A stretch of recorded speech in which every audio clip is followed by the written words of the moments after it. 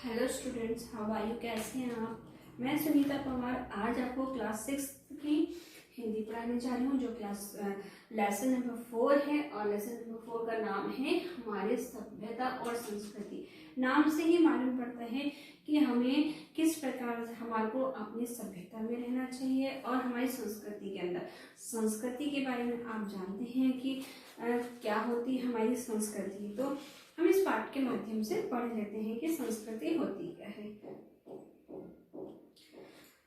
संस्कृति और सभ्यता ये दो शब्द हैं जो अपने अपने अलग अलग मायने रखते हैं, यानी कि सभी दोनों के जो अर्थ है वो दोनों के अलग अलग है। सभ्यता मनुष्य को उनके गुणों के बारे में बताती है और अपनी बाहरी तरीके से समझाती है। संस्कृति मनुष्य का वह गुण है जिससे वो भीतर से अपनी विभिन्न उन्नतियों को बताती है, यानी कि दोनों चीजें अलग अलग है। जो सभ्यता जो वो गुण है वो बाहरी तरीके से बताती है और जो संस्कृति है वो हमारे अंदर के गुणों के बारे में बताती है, यानी कि दोनों चीजें हैं विपरीत हैं, पर दोनों के अंदर क्या है, हमारी संस्कृति विराजमान है।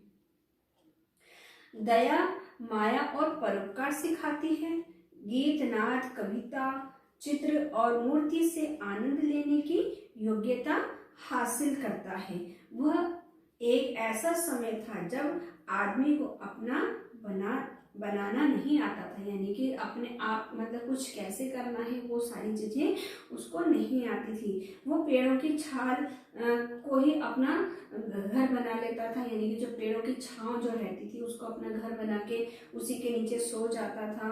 और खेती करना भी उसे नहीं आता था। वो कंद मूल खा के, जंगली फल खा के अपना जीवन निर्वाह करता था। जंगली जानवर का गोश्त खाता और अपना समय व्यतीत करता था। उसे कपड़ा बुनना भी नहीं आता था और वो जो जानवरों की खाल होती थी उसको अपने तन पर लपेट कर रहता था। उसे ये नहीं मालूम था कि हमें कैसे हमारे सभ्यता से रहना। उसे वो असभ्य तरीके से रहता था, वो नग्न रहता था, यानी कि उसका आधा शरीर जो है वो उसके ऊपर में कपड़े नहीं होते थे, क्योंकि उसको कपड़े बनाने ही नहीं आते थे, तो वो कपड़े क्या पहनेगा। इस प्रकार से उसको मालूम नहीं था। जो आदि मानव काल के बारे में इसमें बात की गई है, क्योंकि आदि मानव जो था वो पहले जमाने में उसको किसी भी चीज का ज्ञान नहीं था।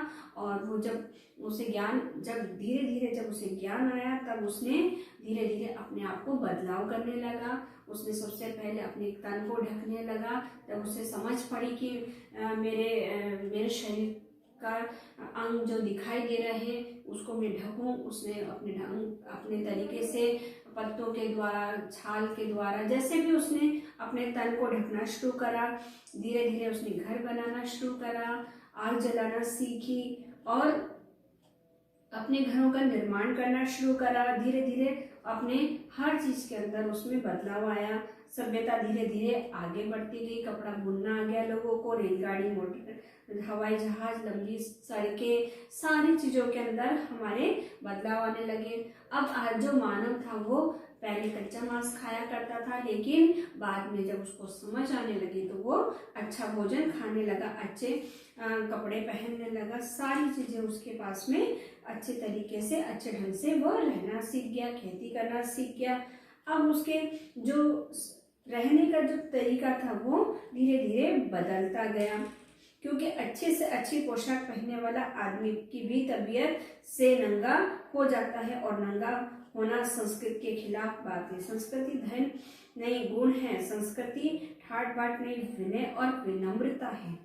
एक कहावत है कि सभ्यता वह है जो हमारे पास है, लेकिन संस्कृति वह गुण है जो हमारे अंदर छुपी हुई है। हमारे पास घर होता है, कपड़े लत्ते होते हैं, गाय भैंस, घोड़े, हाथी, मोटर, हवाई जहाज होते हैं, मगर ये सारी वस्तुएं हमारी सभ्यता के सबूत हैं, जिसके यह जान सकता है कि जिंदगी की मोटी और बाहरी सुविधा हमारे लिए हम कहाँ तक हासिल कर सकते हैं, लेकिन संस्कृति इसके मोटे तौर से दिखाई नहीं देती।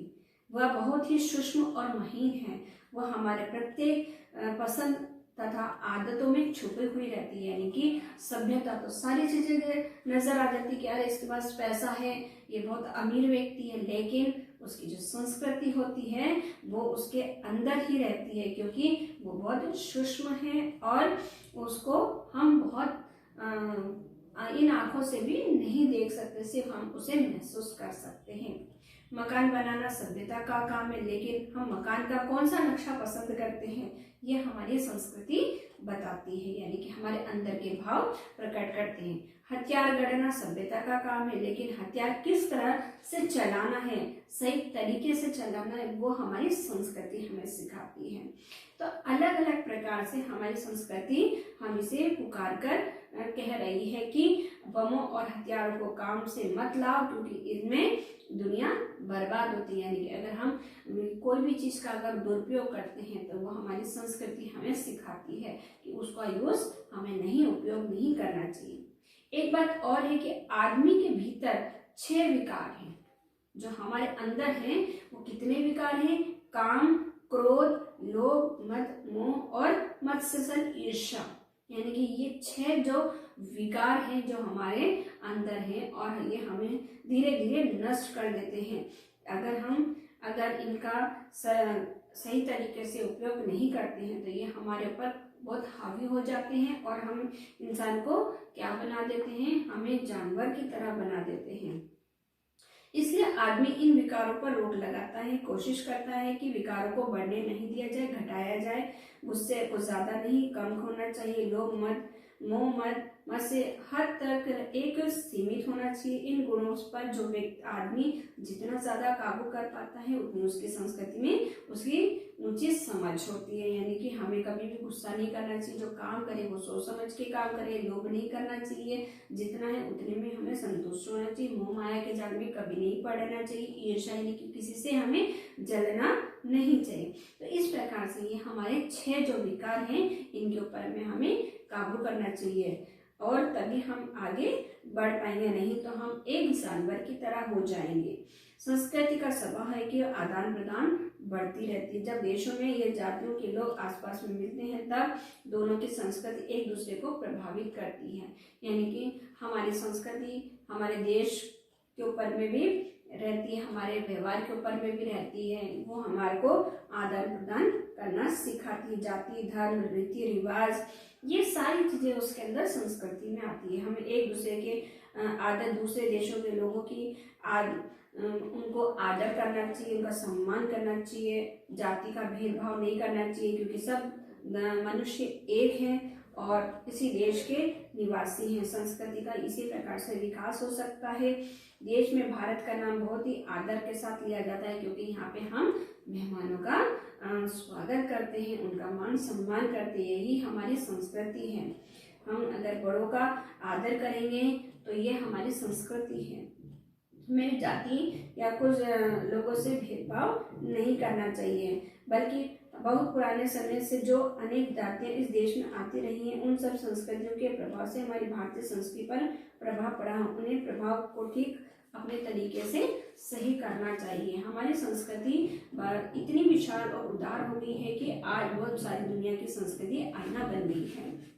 हमें इस बात का भी ध्यान रखना चाहिए कि भारतीय संस्कृति जब किसी विदेश संस्कृति से मिलती है तब हमारी संस्कृति में एक नई ताजगी आती है, यानी कि हमारे संस्कार वहाँ पर दिखाई देते हैं कि हमारे अंदर कितने संस्कार हैं।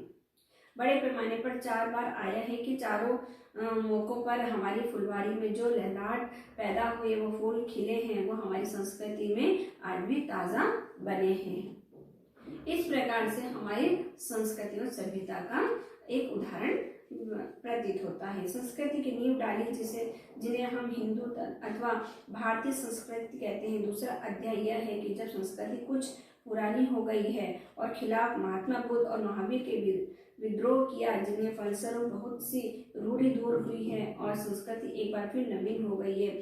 तीसरा अध्याय यह है कि जब देश में मुसलमान आए और हिंदू धर्म का इस्लाम में संबंध हुआ।